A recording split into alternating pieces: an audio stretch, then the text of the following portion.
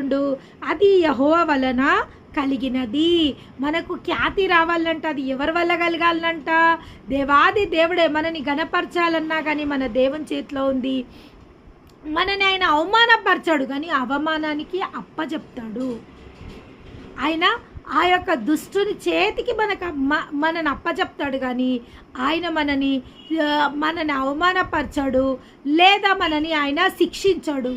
ఆ యొక్క శిక్షకుని యొక్క చేతికి మనకు అప్పచెప్పడం జరుగుతుంది.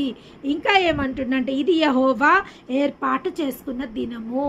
ఈరోజు దేవుడు ఏమంటుండంటే ఈరోజు నేను ఏర్పరచుకున్న దినము. ఈరోజు నేను మీ అందరితో మాట్లాడడానికి ఈ రోజుని నేను ఏర్పరచుకొని ఉన్నా కాబట్టి ఈరోజు నేను మీ అందరితో ఈ యొక్క మాటలని పలకడం జరుగుతుంది. ఇంకా ఏమంటుండంటే దీని యందు మనము ఉత్సాహించి సంతోషించదము. దేవుని నామానికి మహిమ